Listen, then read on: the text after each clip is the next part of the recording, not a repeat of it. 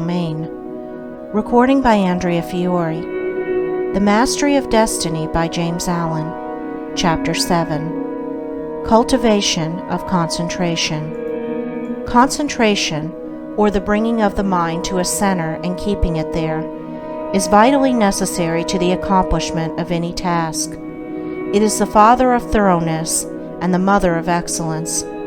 As a faculty, it is not an end in itself, but is an aid to all faculties, all work. Not a purpose in itself, it is yet a power which serves all purposes. Like steam in mechanics, it is a dynamic force in the machinery of the mind and the functions of life. The faculty is a common possession, though in its perfection it is rare. Just as will and reason are common possessions, though a perfectly poised will and a comprehensive reason are rare possessions, the mystery which some modern mystical writers have thrown around it is entirely superfluous. Every successful man, in whatever direction his success may lie, practices concentration, though he may know nothing about it as a subject of study. Every time one becomes absorbed in a book or task, or is rapt in devotion or assiduous in duty, concentration, in a greater or lesser degree, is brought into play. Many books purporting to give instructions on concentration make its practice and acquisition an end in itself. Then this, there is no surer nor swifter way to its destruction. The fixing of the eye upon the tip of the nose, upon a doorknob, a picture, a mystical symbol, or the portrait of a saint, or the centering of the mind upon the navel, the pineal gland, or some imaginary point in space. I have seen all these methods seriously advised in works on this subject, with the object of acquiring concentration, is like trying to nourish the body by merely moving the jaws in the act of eating, without taking food. Such methods prevent the end at which they aim. They lead towards dispersion and not concentration, towards weakness and imbecility rather than towards power and intelligence. I have met those who have squandered, by these practices, what measure of concentration they at first possessed, and have become the prey of a weak and wandering mind. Concentration is an aid to the doing of something. It is not the doing of something in itself. A ladder has no divine knowledge, or the sweeping of a floor, without resorting to methods which have no practical bearing in life. For what is concentration but the bringing of a well-controlled mind to the doing of that which has to be done? He who does his work in an aimless or hurried or thoughtless manner, and resorts to his artificial concentration methods, to his doorknob, his picture, or nasal extremity, in order to gain that which he imagines to be some kind of mystical power, but which is a very ordinary and practical quality, though he may drift towards insanity, and I knew one man who became insane by these practices, he will not increase in steadiness of mind.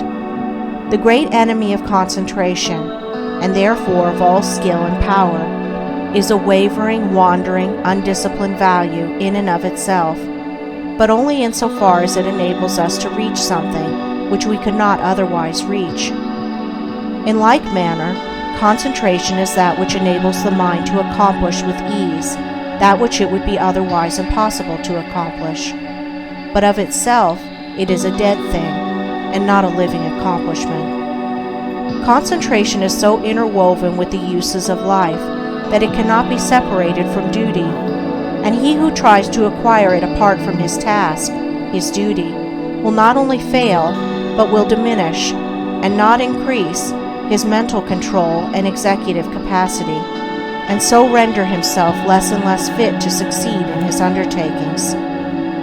A scattered and undisciplined army would be useless. To make it effective in action and swift in victory, it must be solidly concentrated and masterfully directed.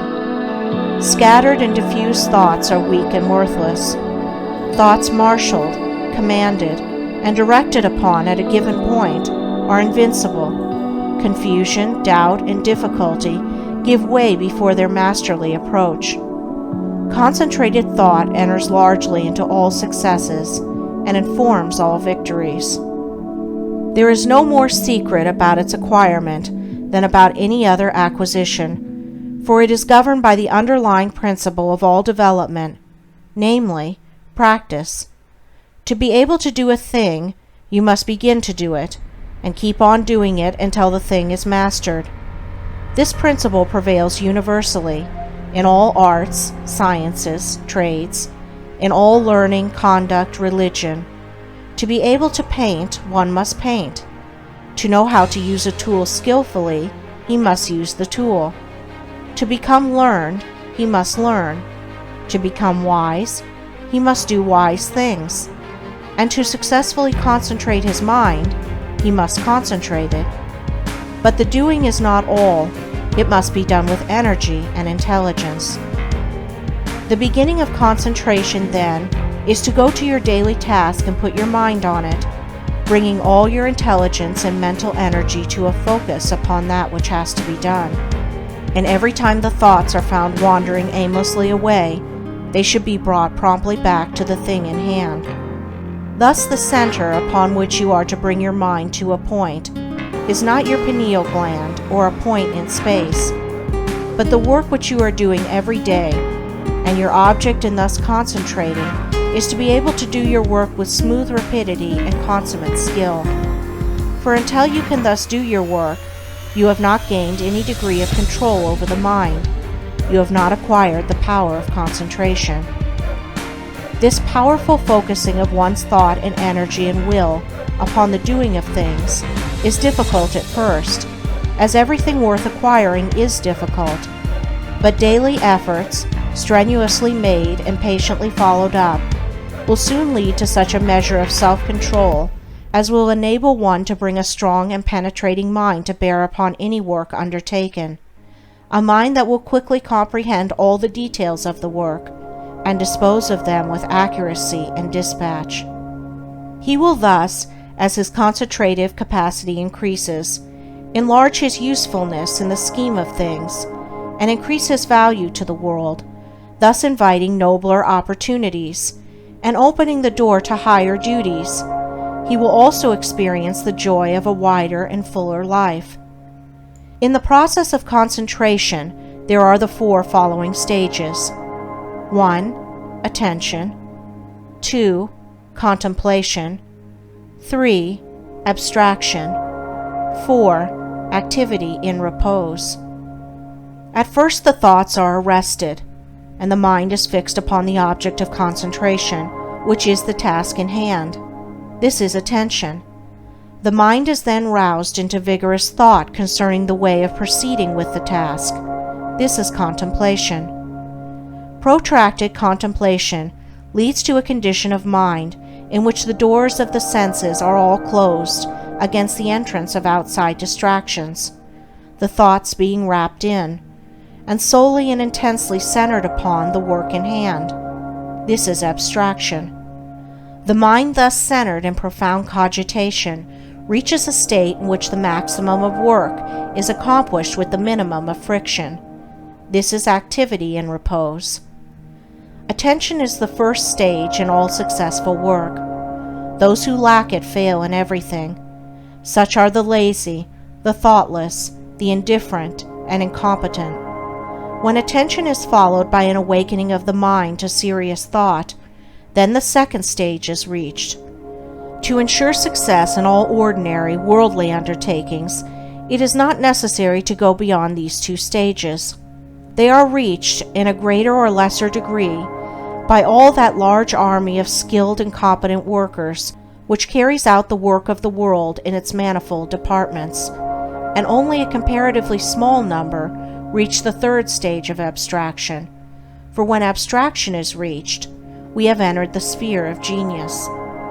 In the first two stages, the work and the mind are separate, and the work is done more or less laboriously and with a degree of friction. But in the third stage, a marriage of the work with the mind takes place. There is a fusion, a union, and the two become one. Then there is a superior efficiency with less labor and friction. In the perfection of the first two stages, the mind is objectively engaged and is easily drawn from its center by external sights and sounds. But when the mind has attained perfection in abstraction, the subjective method of working is accomplished, as distinguished from the objective. The thinker is then oblivious to the outside world, but is vividly alive in his mental operations. If spoken to, he will not hear, and if plied with more vigorous appeals, he will bring back his mind to outside things as one coming out of a dream. Indeed, this abstraction is a kind of waking dream, but its similarity to a dream ends with the subjective state. It does not obtain in the mental operations of that state, in which, instead of the confusion of dreaming, there is perfect order, penetrating insight, and a wide range of comprehension. Whoever attains to perfection in abstraction will manifest genius in the particular work upon which his mind is centered. Inventors, artists, poets, scientists, philosophers, and all men of genius are men of abstraction. They accomplish subjectively, and with ease, that which the objective workers, men who have not yet attained beyond the second stage in concentration, cannot accomplish with the most strenuous labor. When the fourth stage, that of activity and repose, is attained, then concentration in its perfection is acquired.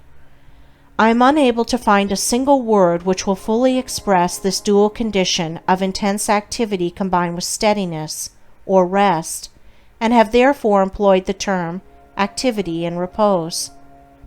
The term appears contradictory, but the simple illustration of a spinning top will serve to explain the paradox. When a top spins at the maximum velocity, the friction is reduced to the minimum, and the top assumes that condition of perfect repose which is a sight so beautiful to the eye and so captivating to the mind of the schoolboy, who then says his top is asleep. The top is apparently motionless, but it is at rest, not of inertia, but of intense and perfectly balanced activity.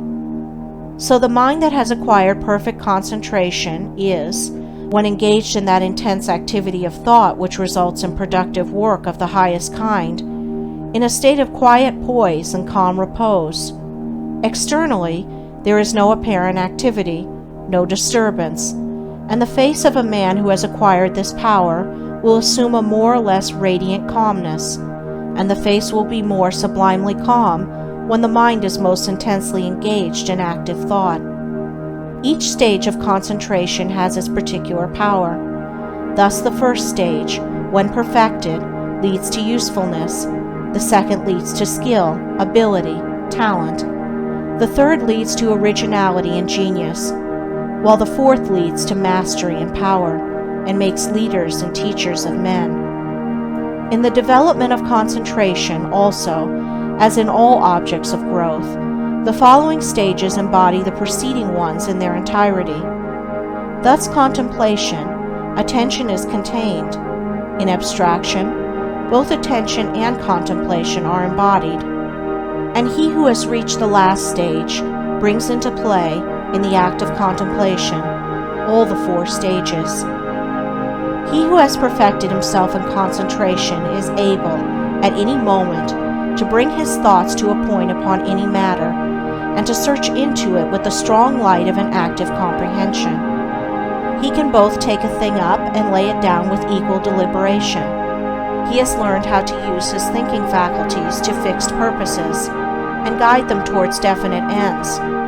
He is an intelligent doer of things, and not a weak wanderer amid chaotic thought. Decision, energy, alertness, as well as deliberation, judgment, and gravity accompany the habit of concentration, and that vigorous mental training which its cultivation involves leads through an ever-increasing usefulness and success in worldly occupations towards that higher form of concentration called meditation, in which the mind becomes divinely illumined and acquires the heavenly knowledge.